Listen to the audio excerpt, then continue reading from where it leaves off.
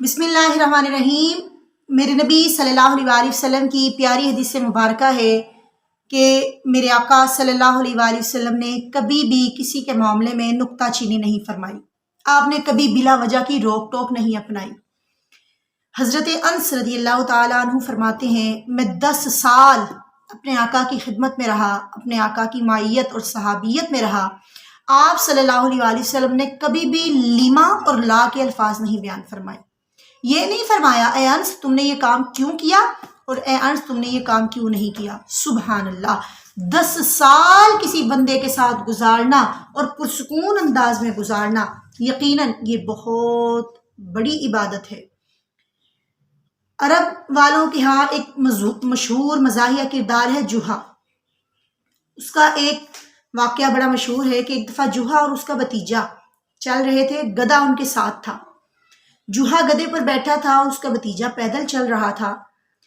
جب گزرے تو چند لوگوں نے دیکھ کے کہا، دیکھو کتنا بیوقوف ہے یہ بندہ، خود سواری پر سوار ہے اور اپنے جوان خوبصورت بیٹے کو، اپنے کم سن بچے کو پیدل دوڑا رہا ہے۔ جوہا نے یہ بات سنی، خود سواری سے اترا، اپنے بھتیجے یا بیٹے کو سواری پر سوار کروایا۔ آگے گئے تو چند لوگوں نے دیکھا تو پھر کہنے لگے، وہ دیکھو یار کیسے بیوقوف لوگ جا رہے ہیں، دیکھو کتنا بدنیت لڑکا ہے، خود سواری پر سوار ہے، اس کا بوڑھا باپ پیدل چل رہا ہے۔ جوہا نے جب یہ بات سنی تو دونوں باپ بیٹا سواری پر سوار ہو گئے۔ تھوڑا آگے گئے تو پھر چند لوگوں نے دیکھا تو لوگوں نے کہا، وہ دیکھو کتنے ظالم لوگ ہیں، ایک جاندار پر کتنا ظلم کر رہے ہیں۔ گدھے پر دونوں باپ بیٹا سوار ہو گئے، گدھا بیچارہ تکلیف سے تڑپ رہا ہوگا۔ جوہا نے جب یہ سنا تو دونوں باپ بیٹا یا چچا بھتیجا نیچے اترے اور پیدل چلنے لگے۔ آگے گئے تو کچھ لوگوں نے دیکھا تو کہنے لگے، وہ دیکھو کتنے بیوقوف ہیں، سواری ساتھ ہے لیکن پیدل چل کے اپنی ٹانگوں کو تھکا رہے ہیں۔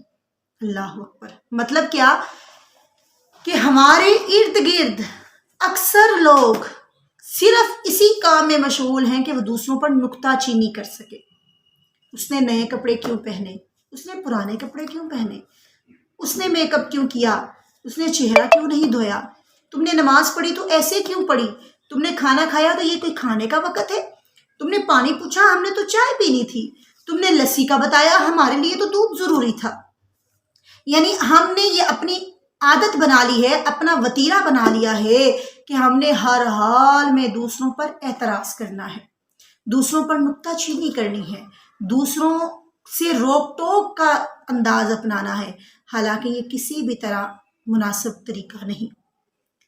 کہنے والے نے بڑا پیارا شعر کہا کہ سب سے بڑا روگ کیا کہیں گے لوگ، لوگوں نے آپ کو کسی بھی صورتحال میں جینے نہیں دینا، وہ آپ کی کسی نیکی پر آپ کا شکریہ ادا نہیں کریں گے، وہ آپ کی کسی اچھی عادت پر آپ کا حوصلہ نہیں بڑھائیں گے، بلکہ وہ کوئی ایسا پہلو ڈھونڈ لیں گے جس سے آپ کی شخصیت داغدار ہو جائے۔ تو آپ ایسا کیجئے، لوگوں کی باتوں کی پرواہ کرنی چھوڑ دیجئے، لوگوں کی باتوں کو اپنے پیچھے پھینکنا شروع کر دیجئے، ایک کان سے سن کے دوسرے کان سے نکالنا شروع کر۔ کسی نے کہا تھا 2 کان اس لیے ملے، ایک سے سنو اور دوسرے سے نکال دو۔ تو ایسی عادت اپنائیے تاکہ زندگی پرسکون ہو جائے۔ السلام علیکم ورحمۃ اللہ۔